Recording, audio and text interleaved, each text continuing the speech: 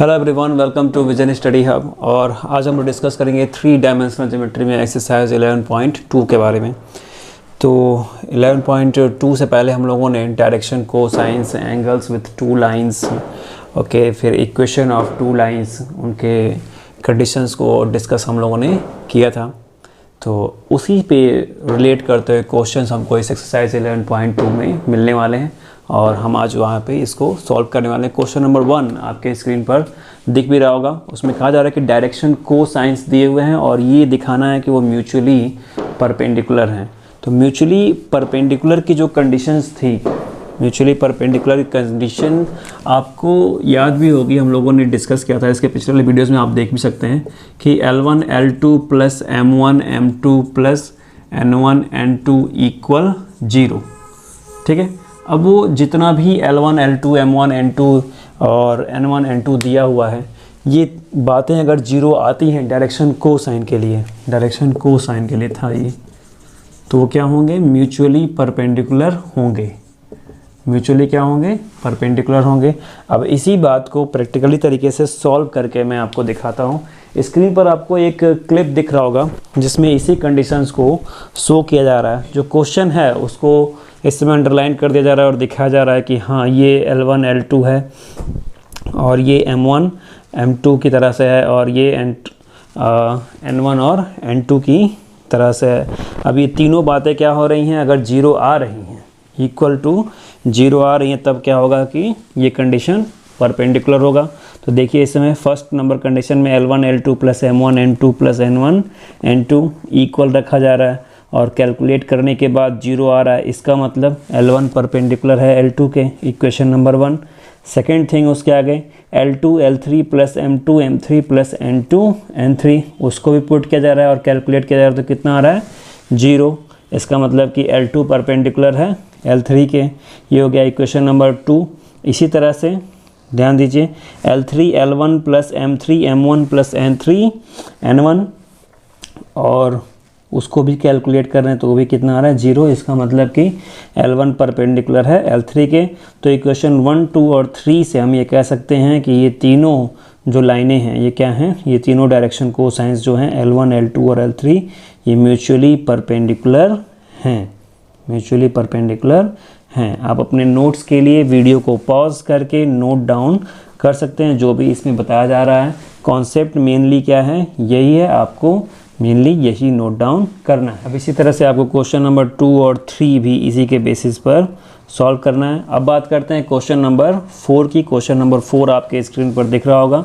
उसमें कह रहा है कि find the equation of line which passes through the point 1, 2, 3 and is parallel to the vector 3i cap plus 2j cap minus 2k cap। तो एक vector जो है, वेक्टर a या वेक्टर b कह लीजिए, वो दिया हुआ है और एक पॉइंट जो दिया हुआ है 1, 2, 3। ठीक है, तो उसके अकॉर्डिंग हम वेक्टर a बनाएंगे 1, 2, 3 के अकॉर्डिंग। तो आइए अब इसको सॉल्व करते हैं कि इक्वेशन ऑफ लाइन जो है वो बताना है।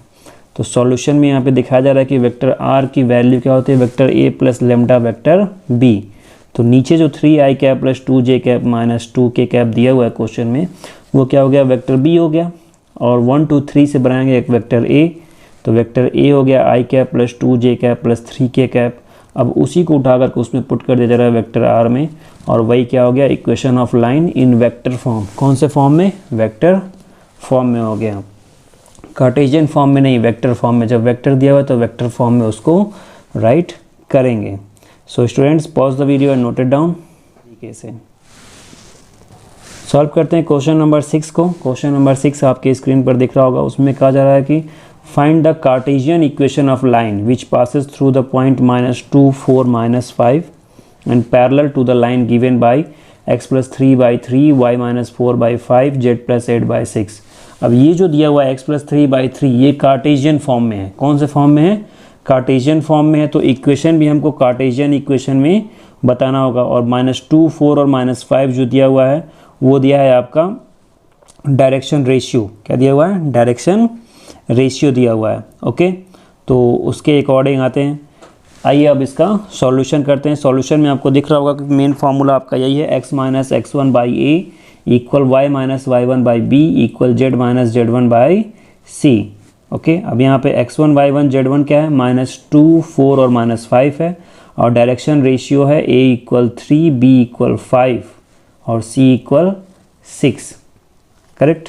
a = 3 b = 5 c = 6, जो नीचे डिनोमिनेटर में था, कार्टेशियन इक्वेशन में डिनोमिनेटर में जो था वही है डायरेक्शन रेशियो। अब x1 के प्लेस पर आपको वही पुट कर देना है, करेक्ट। ये जो क्वेश्चन में दिया है x + 3/3 y - 4/5 z + 8/6, उसके पैरेलल एक लाइन का इक्वेशन लिखना है, ओके। और यानी कि 3 - 4 और +8 के प्लेस पर -2 4 और -5 क्या कर देना है, पुट कर देना है। पुट करने के बाद आपको इक्वेशन मिल रहा है x + 2/3 = y - 4/5 = z + 5/6।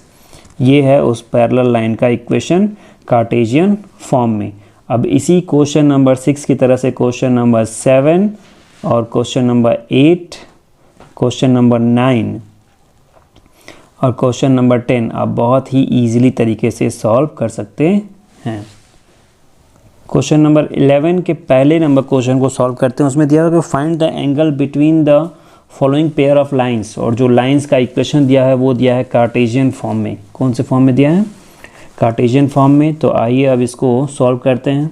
सॉल्यूशन में आपको दिख रहा होगा कि cos थीटा इक्वल मॉड में L1 L2 + M1 M2 + N1 N2, यही एंगल का फॉर्मूला होता है, राइट। तो अभी जो आपको कार्टेशियन इक्वेशन दिया गया x - 2/2 = y - 1/5 = z + 3/-3 and x + 2/-1। तो यहाँ से आपको a1 b1 c1 और a2 b2 c2 क्या कर लेना है, क्लासीफाई कर लेना है। और उसके अकॉर्डिंग आपको नीचे दिख रहा होगा L का formula, L = a/√a² + b² + c²। Similarly m = b/√a² + b² + c² और n = c/√a² + b² + c² होता है। फिलहाल यहाँ पे a² b² c² नहीं है, a1² b1² c1² है, क्योंकि दो लाइनें यहाँ पे दी गई हैं। तो इसलिए a1² + b1² + c1² square root में मालूम कर ले जा रहा है, √38 आ रहा है। दूसरा a2 b2 और c2 के साथ कंडीशन आ रही है 9, ओके। तो इन्हीं कंडीशंस को अब यहाँ पर पुट कर दिया जा रहा है। L1 के लिए L1 M1 और N1 हमें मिल रहा है। L1 = 2/√38 और M1 = 5/√38, N1 = -3/√38, L2 = -1/9, M2 = 8/9 और N2 = 4/9। वैल्यूज़ पुट की जा रही है फार्मूले में, तो आ जा रही है, राइट। अब L1 L2 M1 M2 और N1 N2 मिल गया, तो इसी को cos थीटा में वैल्यू में पुट कर दीजिए। cos theta = L1 L2 + M1 M2 + N1 N2, okay. जितना आएगा उतना ही cos थीटा की वैल्यू होगी। तो थीटा इक्वल करके cos को उधर लेकर चले जाएंगे, तो थीटा इक्वल हो जाएगा cos इनवर्स 26/9√38। कुछ इस तरह से आपको एंगल मिलेगा। दो कार्टेशियन फॉर्म में मिले हैं जो इक्वेशन उसके। अब इसी तरह से आपको 11 के सेकंड नंबर क्वेश्चंस को भी सिमिलरली इसी तरह से सॉल्व करना है। 12 नंबर को भी आपको इसी तरह से सॉल्व करना है। 13 भी इसी तरह से सॉल्व करना है, okay. So students, pause the video and note it down. Question number 14 को सॉल्व करते हैं। 14 में दिया है कि find the shortest distance between the lines. दो लाइंस का इक्वेशन दिया, वो भी वेक्टर फॉर्म में। Vector r = i cap + 2j cap + k cap + lambda i cap - j cap + k cap, और vector r = 2i cap - j cap - k cap + mu 2i cap + j cap + 2k cap। दो vector form में equation दिए गए हैं, दोनों के बीच का shortest distance जो है वो बताना है। तो क्वेश्चन को बहुत ध्यान से देख लीजिए। और अब एक और क्लिप आपके स्क्रीन पर दिख रही होगी, उसमें इसका सॉल्यूशन बताया जा रहा है। अंडरलाइनिंग भी सिचुएशंस हो रही हैं, वहाँ पे बताया जा रहा है कि vector r = a1 vector + lambda b1 vector और r vector = a2 vector + mu vector b2 हो, तो शॉर्टेस्ट डिस्टेंस यानी कि d की वैल्यू मॉड में करके b1 vector into b2 vector into a2 vector minus a1 vector upon mod में b1 vector cross b2 vector होता है, ओके। अब इसी में आपको वैल्यूज़ क्या कर देनी है, पुट करनी है। अब मॉड की वैल्यू मैग्नीट्यूड होती है, मैग्नीट्यूड पता किया जाता है।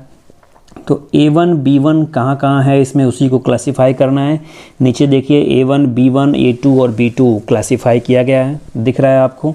अब उसके according x1 i cap + y1 j cap + z1 k cap - x2 i cap + y2 J cap plus Z2 के कैप इक्वल को आप कैसे लिख सकते हैं, x1 minus x2 y cap plus y1 minus y2 J cap plus Z1 minus Z2 के cap. ऐसा इसलिए किया गया कि वेक्टर A2 में से वेक्टर A1 को सब्ट्रैक्ट किया जा रहा है। सब्ट्रैक्ट करने के बाद आपको इक्वेशन 2 मिल रहा है। नीचे देखिए i cap minus 3 J cap minus 2 के कैप।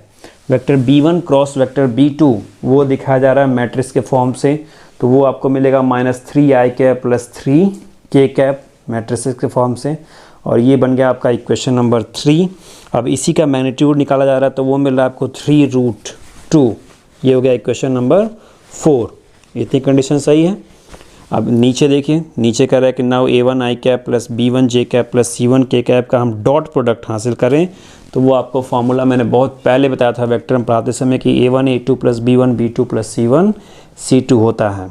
ओके, तो vector B1 cross vector B2 into A2 vector minus A1 अगर हम हासिल करेंगे तो हमको मिलेगा -9। क्या मिलेगा? -9 मल्टीप्लाई करने के बाद ये हो जाएगा इक्वेशन नंबर 5। अब आएंगे हम इक्वेशन नंबर 1 से, यानी कि स्मॉल d की वैल्यू में इसको क्या कर देना है, पुट कर देना है। पुट करने के बाद आपको वैल्यू मिलेगी 9/3√2। सिंप्लीफाई करेंगे तो ये हो जाएगा 3/√2। क्या हो जाएगा? 3/√2, और इसको रेशनलाइजेशन करेंगे तो हमको मिलेगा 3√2/2। ओके, न्यूमरेटर और डिनोमिनेटर का रेशनलाइजिंग करेंगे तो 3√2/2 मिलेगा। तो कुछ इस तरह से शॉर्टेज डिस्टेंस वेक्टर फॉर्म में अगर इक्वेशन दिया गया है तो हम इस तरह से फाइंड करेंगे। अब इसी तरह से क्वेश्चन नंबर 15 से लेकर के 15 में तो कार्टेशियन इक्वेशन दिया रहेगा, वहाँ फाइंड करना बहुत ही ईजी होगा। तो 15 से लेकर के 17 तक के सभी क्वेश्चन बिल्कुल शॉर्टेज डिस्टेंस के ही फॉर्मूले पर आपको सॉल्व करने हैं। So students, pause the video and note it down.